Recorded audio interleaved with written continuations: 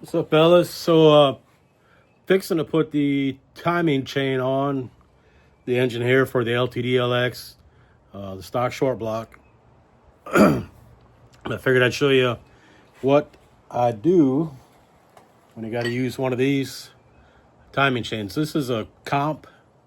It's what I had on the red car, but you see it's got that bearing on the back of it that rides on a thrust plate. So obviously, when you got a stock one, it's going to look like this, but it'll have the two bolts up here, and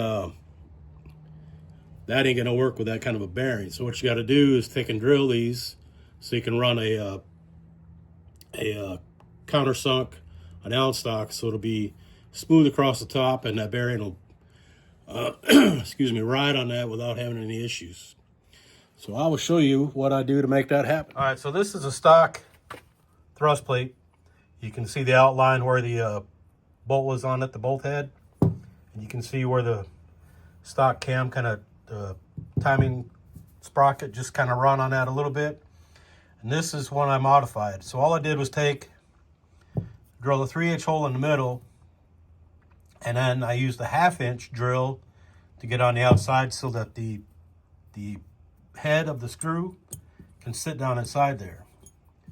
So what that does is it lets it go in. These are just screws I got from Ace Hardware. So that sits down in there a little bit. You can get, and I kept forgetting to get one, so I have to use this method, and it works. It's not ideal because you can see how the screw head, it's got a much sharper angle than what the drill has. So you can get it's called a countersink bit. You can get them at McMaster Car. They're under 20 bucks. Might cost you a few bucks more for shipping, obviously, but it works. Probably would work a lot better than what I did here, but I didn't have I kind of had made do with what I had. So it got 2 steps in there, but it works, and we're gonna put it up on the Dugan engine. I'm using the timing set that I had on it. This is a comp one, and it's got a dual roller chain that's in that bucket right there. And this is a Rollmaster set, but they've got what's called an iWis chain, which is like the best you can get, supposedly. To get my fingers oily, you can probably can't tell any difference, but it's supposed to be a much better chain. You can buy the chain sets from O'Reilly's or Rock Auto or Advance Auto or whatever, but they're going to be a lower quality chain, and while they do technically work, they are not going to be long lasting. You know, after a little bit of runtime, the chain's going to be stretched. So that's why I sprung for a little better chain on these with a Rollmaster set. And this has got the same kind of a bearing on the back, just a different type, obviously. But it spins, and then that rides on the back of here, and it keeps your camshaft in a better position. It eliminates friction of having your cam sprocket ride up against that.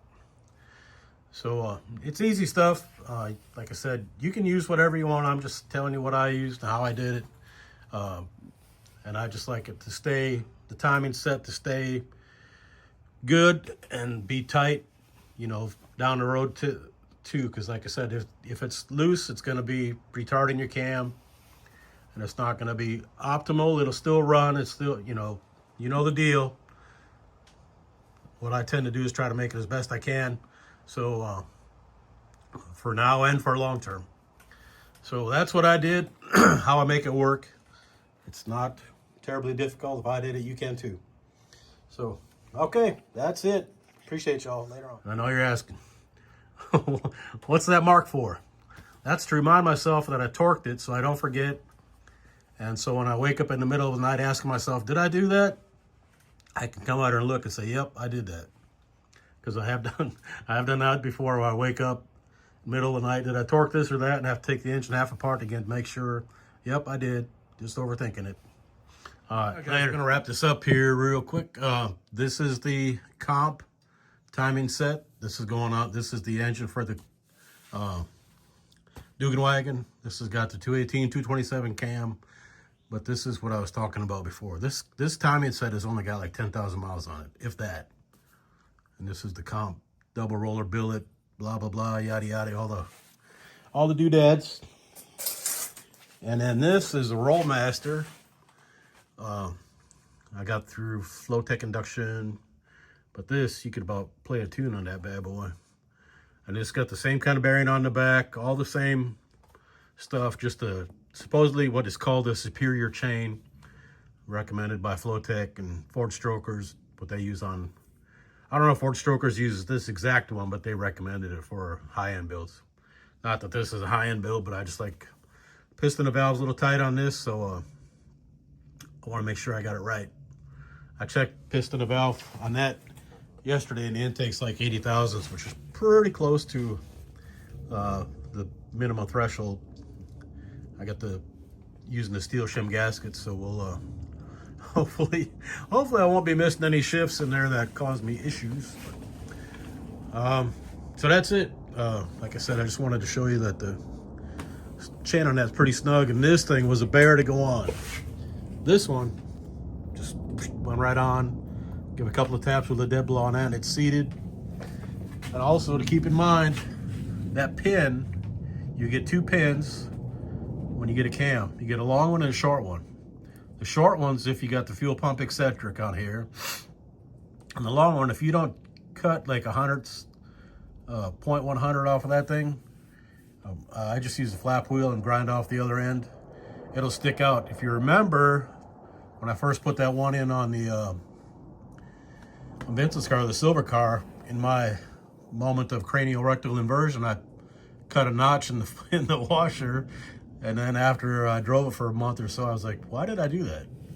So then I took it all back apart and ground that pin down, and then put a regular washer on it that had not been modified. And so anyway, like I said, that's how it works. It's just a little bit below the surface of the cam sprocket. Same with this one. Not real scientific stuff because the other chain's got mileage on it, and this one don't. But anyway, just a comparison, so y'all see. All right, appreciate y'all. Later on, next time.